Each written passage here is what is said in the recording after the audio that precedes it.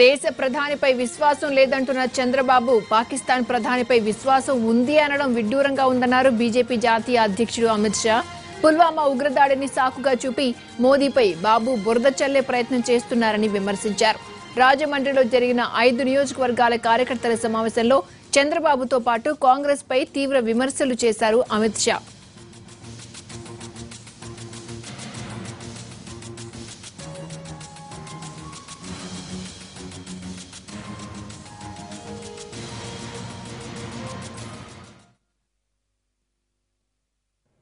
कभी नानैया की भूमि है जिन्होंने आंध्र महाभारतम की रचना की और ये भूमि समाज सुधारक कंदुकुरी वीर शिवलिंगम की भूमि है और ये भूमि जहां 1905 में वंदे मातरम की गूंज विपिन चंद्र पाल ने यहां पर आकारपोल चौक के अंदर गूंजाई थी.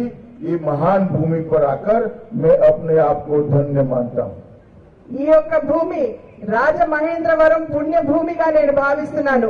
ఈ భూమి మీదే నన్నయ్య జన్మించినటువంటి విషయం మనందరికీ తెలుసు. అదే విధంగా సామాజిక సంస్కర్త అయినటువంటి వీరేశలింగం గారు సైతం ఇక్కడే జన్మించినటువంటి విషయం మనందరికీ తెలుసు. అదే విధంగా 1905వ సంవత్సరంలో బిపిన్ చంద్ర పాల్ గారు ఇక్కడ వచ్చినటువంటి విషయం మనందరికీ తెలుసు. కనుక అటువంటి పుణ్యభూమి ఎంతమంది పెద్దలు మహనీయులు ఈ యొక్క భూమి మీద నడియాడినటువంటి సందర్భంలో ఈ పుణ్యభూమి మీద అడుగు పెట్టడం నా యొక్క భాగ్యంగా నేను భావిస్తున్నాను. मित्रों, अभी अभी कुछ दिन पहले पुलवामा में पाक प्रेरित आतंकवादियों ने भारत के सुरक्षा बलों के जवान पर, उनके काफिलों पर हमला कर एक दुखद घटना हुई जिसमें 40 से ज्यादा जवान शहीद हो गए. కొద్ది రోజుల క్రితమే మనందరికీ తెలిసినటువంటి విషయం, పుల్వామాలో మన భారత సైనికులపై పాక్ ఉగ్రవాదులు, పాక్ ప్రేరిత ఉగ్రవాదులు దాడి చేసి అతి హేయంగా, అతి కిరాతకంగా మన జవాన్ని చంపినటువంటి విషయం మనందరికీ తెలుసు. हम सब इस दुख की घड़ी में शहीद जवानों के परिवारों के साथ उनके दुख में सहभागी होने के लिए इनके कंधे से कंधा मिलाकर खड़े हैं. అటువంటి సమయంలో వీర సైనికులు వీర మరణాన్ని పొందినటువంటి సందర్భంలో వారి కుటుంబాలతో భుజం కలుపుతూ వారికి ధైర్యాన్ని అందిస్తూ ఆ కుటుంబాలు తోడు నిలబడినటువంటి పరిస్థితి మన ముందు ఉన్నది. और देश के प्रधानमंत्री श्री नरेंद्र मोदी जी ने आज तक 5 साल में देश की सुरक्षा को सर्वोच्च प्राथमिकता दी है. గడిచిన 5 సంవత్సరాల కాలంలో నరేంద్ర మోడీ గారు ప్రధాని అయిన నాటి నుండి నేటి వరకు కూడా దేశ భద్రతకి అత్యంత ప్రాధాన్యతని ఇచ్చినటువంటి విషయం మనం ఇక్కడ గమనించాలి.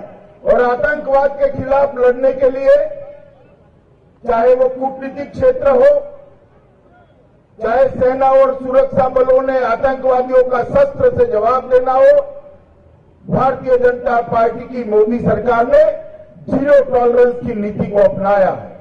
మన సైనికుల్ని సురక్షితంగా ఉంచాలి అనేటువంటి లక్ష్యంతో ఒకవేళ మనం ఏదన్నా పథకాన్ని రచించాలన్నా, అదే విధంగా మన భారత సైనికుల యొక్క శస్త్రాలు కావచ్చు, వారి అన్ని విధాలా కూడా బలోపేతం చేయాలన్నా కూడా దానికి అత్యంత ప్రాధాన్యతని నరేంద్ర మోడీ గారి ప్రభుత్వం ఇచ్చినటువంటి విషయాన్ని మనం గుర్తించాలి.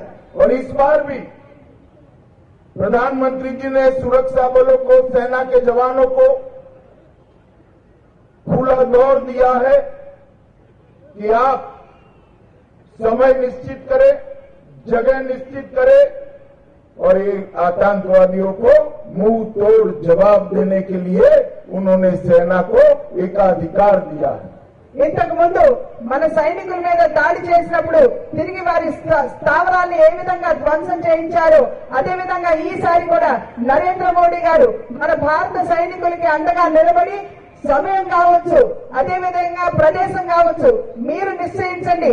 మీరు వెళ్లి దాడి చేసినా సరే లేదా ప్రతీకారం తీర్చుకున్నా సరే వాటన్నిటికీ కూడా నేను వెన్నుదన్నుగా మీకు ఉంటానని చెప్పి నరేంద్ర మోడీ గారు మన భారత సైనికులకి చెప్పడం జరిగింది.